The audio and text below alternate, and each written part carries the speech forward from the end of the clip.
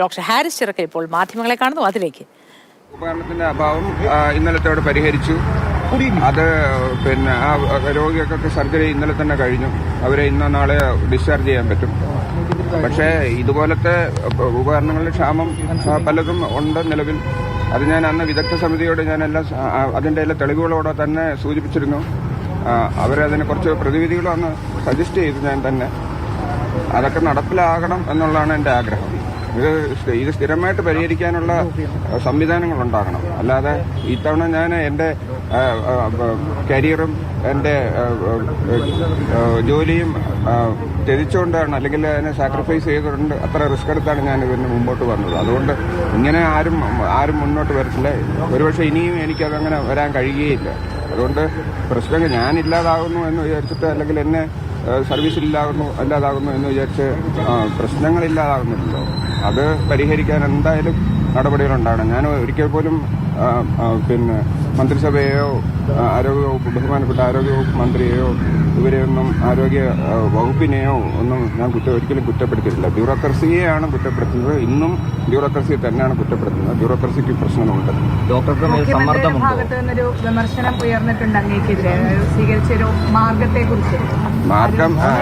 മാർഗം ഒരുപാട് മാർഗങ്ങളിൽ സാധീകരിച്ചിട്ടാണല്ലോ അവസാനം ഈ പലരും ആത്മഹത്യ ചെയ്യുന്ന എന്തിനാണ്? അത് പല മാർഗങ്ങളും അവർ ജീവിതത്തിൽ മുമ്പോട്ട് പോകാൻ നോക്കി എല്ലാം പരാജയപ്പെടുമ്പോഴാണല്ലോ അവർ ആത്മഹത്യ ചെയ്യുന്നത്. അപ്പോൾ അത് നമ്മൾ ചോദിക്കും, ആത്മഹത്യ ഒരു പരിഹാരമാണോ എന്ന് ചോദിക്കുമ്പോൾ ഒരു ഡോക്ടർ എന്നുള്ള നിലയ്ക്ക് ചിലപ്പോൾ ഞാൻ പറയും അത് അയാളുടെ അവസാനത്തെ മാർഗമാണ്. അത് വേറെ മാർഗം ഇല്ലാതാകുമ്പോഴാണല്ലോ, മാർഗം മുമ്പിലൊന്നും വഴി കൊട്ടിയടയ്ക്കുമ്പോഴാണല്ലോ ഒരാൾ ആത്മഹത്യ ചെയ്യുന്നത്. എന്ന് പറഞ്ഞതുപോലെ എൻ്റെ ഈ പ്രൊഫഷണൽ സൂയിസൈഡ് എന്ന് വേണമെങ്കിൽ പറയാം. അത് ഇതിന്റെ എല്ലാ മാർഗങ്ങളും കൊട്ടിയടക്കപ്പെട്ടു, എല്ലാ രീതികളിലും പരാജയപ്പെട്ടു കഴിഞ്ഞപ്പോഴാണ് ഞാനത് അതിലേക്ക് പോയത്. അതിന് ശിക്ഷാ നടപടികൾ വരും എന്നെനിക്ക് തീർച്ചയായിട്ടും ഉറപ്പുമുണ്ട്. ഇപ്പോഴീ ഡോക്ടർമാർ സമ്മർദ്ദമുണ്ടോ ഈ പറയുന്ന പോലെ പ്രതികരണത്തിനടുത്തോട്ടും പോകരുത് എന്നുള്ള എന്തെങ്കിലും സമ്മർദ്ദം? ഒരിക്കലും ഇല്ല. ഇതുപോലെ ഇത്രയും എനിക്ക് തോന്നുന്നത് ഇതൊരു ഞാൻ പ്രതീക്ഷിച്ചിരുന്നത്, ഞാൻ അഭിപ്രായങ്ങൾ പറയുമ്പോൾ എങ്കിലും കുറച്ചുപേരെങ്കിലും എതിർക്കും എന്നുള്ളതാണ്. അത് ഒരാൾ പോലും എതിർക്കുന്നില്ല എന്നുള്ളതാണ് ഇതിന്റെ ഏറ്റവും സമാധാനകരമായ കാര്യം. ഒരു സൈഡിൽ നിന്ന് പോലും എനിക്ക് എതിർപ്പില്ല. ഏത് ജനങ്ങളിൽ നിന്നായാലും രാഷ്ട്രീയ പാർട്ടികളിൽ നിന്നായാലും ഏത് രാഷ്ട്രീയ പാർട്ടികളിൽ നിന്നായാലും ഇടതുപക്ഷ പാർട്ടികളിൽ നിന്ന് ഉൾപ്പെടെ എല്ലാവരും എന്നെ നേരിട്ട് വന്ന് കണ്ട് ഡോക്ടർ പറഞ്ഞത് ശരിയാണ് എന്നാണ് എല്ലാവരും പറഞ്ഞത്. അത് നിങ്ങൾക്ക് എല്ലാവർക്കും അറിയുകയും ചെയ്യാം. ഈ സമൂഹത്തിലുള്ള എല്ലാവർക്കും അതറിയാം. മെഡിക്കൽ കോളേജ് കോൺഗ്രസ് അടക്കമുള്ളതാണ്. ആ പ്രതിഷേധങ്ങളുടെ പശ്ചാത്തലത്തിൽ കൂടിയാണ് മുഖ്യമന്ത്രി അത്തരത്തിൽ വിമർശനം. അതാണ് എനിക്കുള്ള ഒരേ ഒരു അപേക്ഷ. കാരണം ഞാൻ എന്താണ് ചൂണ്ടിക്കാണിച്ചത് അത് പരിഹരിക്കുക, അത്ര മാത്രമേ ഉള്ളൂ. അത് അല്ലാതെ ഇതിന് ആരോഗ്യവകുപ്പിനെ ആരെങ്കിലും മോശക്കാരൻ ആക്കി കാണിക്കുകയോ ആരോഗ്യവകുപ്പ് ആശുപത്രികൾക്കെതിരെ പ്രതിഷേധ പ്രകടനങ്ങൾ നടത്തുകയോ ജനങ്ങളുടെ സുരക്ഷയ്ക്ക് ബുദ്ധിമുട്ടുകളുണ്ടാക്കുകയോ ചികിത്സയ്ക്ക് ബുദ്ധിമുട്ടുണ്ടാക്കുകയോ ആശുപത്രിയുടെ മുമ്പിൽ ധർണാ പ്രകടനം തുടങ്ങിയ പരിപാടികൾ നടപ്പിലാക്കുക, ഇതൊന്നും ചെയ്യരുതെന്നാണ് എൻ്റെ അപേക്ഷ. അതൊക്കെ ചെയ്തു കഴിഞ്ഞാൽ എൻ്റെ ഉദ്ദേശം ഞാൻ എന്താണോ പറഞ്ഞത് അത് തെറ്റിദ്ധരിപ്പിക്കപ്പെടും. അത് പിന്നീട് അത് വലിയ ബുദ്ധിമുട്ടുണ്ടാകും. ദയവീത് അതിൽ നിന്ന് പിന്മാറുക.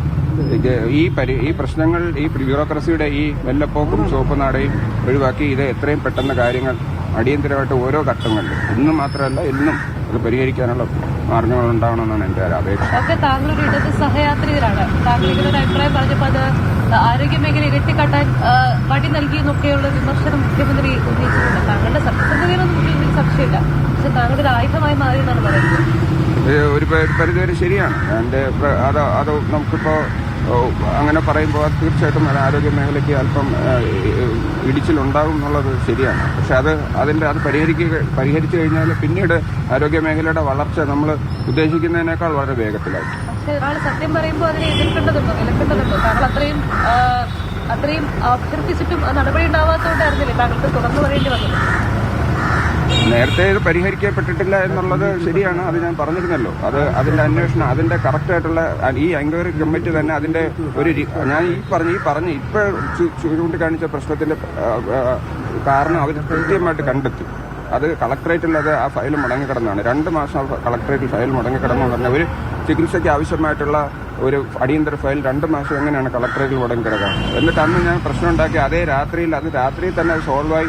അത് അവിടെ ചെന്ന് ഹൈദരാബാദ് വരെ പോയത് എങ്ങനെയാണ്? ഒറ്റ ദിവസം കൊണ്ട്. അതുപോലെ തന്നെ ആവശ്യപ്പെടുന്ന വേറെ ഒരു 30 ഡിഗ്രി ടെലിസ്കോപ്പ് എന്ന് പറഞ്ഞ വേറൊരു സാധനവും അന്ന് തന്നെ ഇന്നലെ എൻക്വയറി നടക്കുന്ന അതേ സമയത്ത് ആശുപത്രിയിൽ നിന്ന് എത്തിച്ചു. എങ്ങനെയാണ് ഇത്ര വേഗത്തിൽ അപ്പം നടക്കുന്നത്? മാസങ്ങളും വർഷങ്ങളും മുടങ്ങിക്കിടക്കുന്ന ഈ നടപടികൾ എങ്ങനെയാണ് ഒറ്റ ദിവസം കൊണ്ട് ശരിയാകുന്നത്? ഇങ്ങനെ പ്രശ്നം ഉണ്ടാക്കുന്നത്. അപ്പോൾ പ്രശ്നം ഉണ്ടാക്കിയാലേ അങ്ങേക്ക് എന്തെങ്കിലും വിധത്തിലുള്ള വേദനയുണ്ടോ? ഇല്ല. അദ്ദേഹം എൻ്റെ ഒരു ഗുരുനാഥനാണ്. അദ്ദേഹം വളരെ കാലമായിട്ട് അദ്ദേഹത്തിന് ഞാൻ ഇടതുപക്ഷ സഹയാത്രി എന്നുള്ള നിലയ്ക്ക് നമ്മൾ ആദരിക്കുകയും ആരാധിക്കുകയും ചെയ്യുന്ന വ്യക്തിയാണ്. അദ്ദേഹം എന്ത് ചെയ്താലും അദ്ദേഹത്തിനോടുള്ള ബഹുമാനത്തിന് എനിക്ക് യാതൊരു കുറവുണ്ടാകും.